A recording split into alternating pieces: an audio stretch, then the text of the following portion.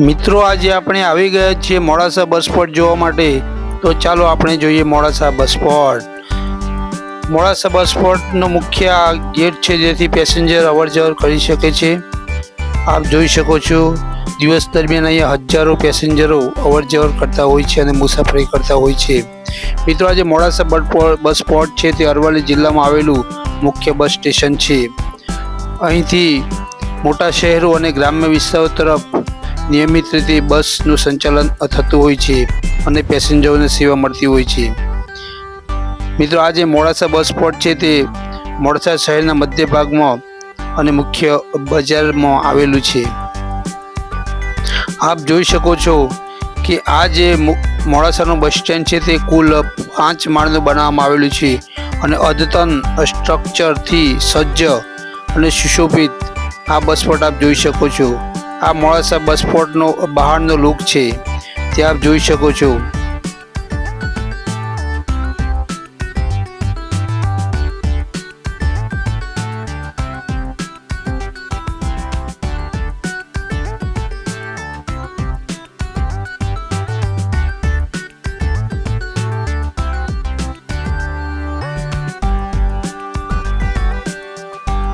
સુંદર મજાની પ્રતિમા અહીંયા ડૉક્ટર ભીમરાવ બાબા સાહેબ આંબેડકરની લગાવવામાં આવી છે જે લોકોના દિલને આકર્ષિત કરતી હોય છે આપ જોઈ શકો છો। અને આ જે મોડાસા બસ સ્પોટની બહારની બાજુ પોલીસ સ્ટેશન આવેલું છે જ્યારે આપણે મુસીબતમાં હોઈએ ત્યારે આપણે એનો સંપર્ક કરી શકીએ છીએ।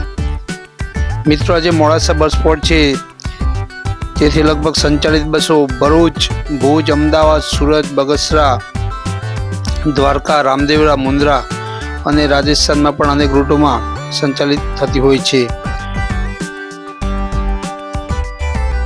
આપ જોઈ શકો છો કે અત્યારે જે લગભગ મોટાભાગની જે પ્રથમ અને બીજા માળની દુકાનો છે તે બની ચૂકી છે અને હાલ અત્યારે કાર્યરત પણ થઈ ચૂકી છે।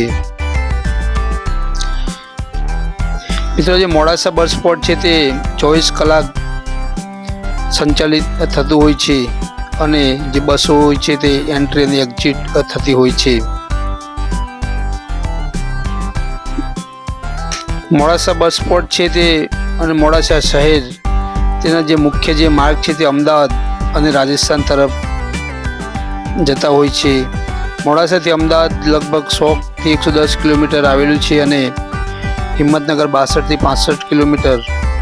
અત્યારે આ જે આપ ગેટ જોઈ શકો છો તે બસોની અવર જવર માટેનો ગેટ છે। મોડાસા અને મહેસાણાનું અંતર લગભગ 85 થી 90 કિલોમીટર છે અને મહેસાણા જવા માટે લગભગ સવારથી બસો આપણને અહીંથી સંચાલિત થતી જોવા મળે છે।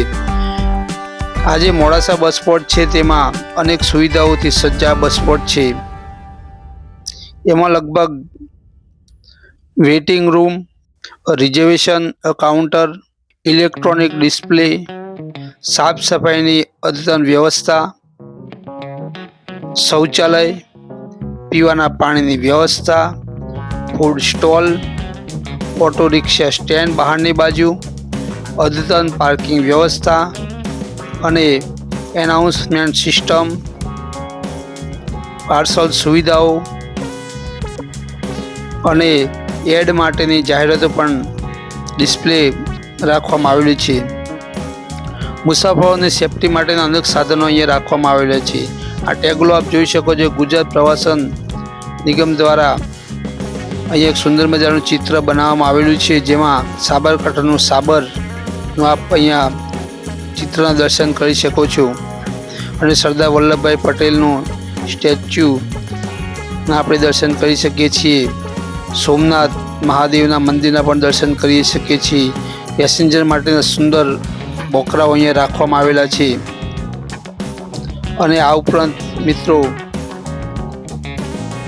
પેસેન્જર માટેની સુવિધાઓને ધ્યાનમાં રાખીને સુંદર મજાની વ્યવસ્થા પણ કરવામાં આવેલી છે જે સેફટી માટે પેસેન્જર બસમાં વ્યવસ્થિત રીતે બેસી શકે તે માટે ભીડભાડ ન થાય તે માટે એવી વ્યવસ્થા કરવામાં આવેલી છે કે 1 બાય 1 પેસેન્જરો બસ સ્ટેન્ડથી અંદર આવી શકે અને બસ સ્ટેન્ડની બહાર જઈ શકે।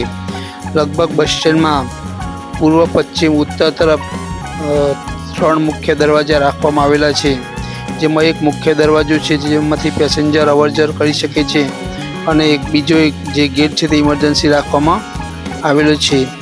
મિત્રો, આ જે તમને પંખો દેખાય છે તે હેલિકોપ્ટરના પાંખિયા જેવો મોટો પંખો આપ જોઈ શકો છો. એક જ પંખો લગભગ 5 થી 10 પંખા જે હવા આપે એટલી હવા આપે છે. આના કારણે બસ સ્ટેન્ડનું એકદમ વાતાવરણ છે તે પ્રફુલ્લિત અને ઠંડુ રહેતું હોય છે. આ જે બાલાજી આપણે જે દેખાય છે સુરભી ઇલેક્ટ્રિક એન્ડ ઇલેક્ટ્રોનિક્સની જે એડ છે તે આપણે જો એડ આપવી હોય તેના માટે ડિસ્પ્લે ગોઠવવામાં આવેલી છે. તો આ રીતે મિત્રો જે મોડાસાનું બસ સ્પોટ છે તે ભૂપેન્દ્રભાઈ પટેલ અને હર્ષ સંઘવી દ્વારા એમના હાથે ઉદ્ઘાટન કરવામાં આવેલું છે. 2014થી લગભગ આની બસ સ્ટેન્ડ બનાવવાની શરૂઆત થઈ હતી અને 2025 ઉદ્ઘાટન કરવામાં આવેલું અને અત્યારે હાલ પણ આનું કામકાજ ચાલુ જ છે, પરંતુ પ્રથમ અને બીજો માળ લગભગ તૈયાર થઈ ચૂક્યો છે.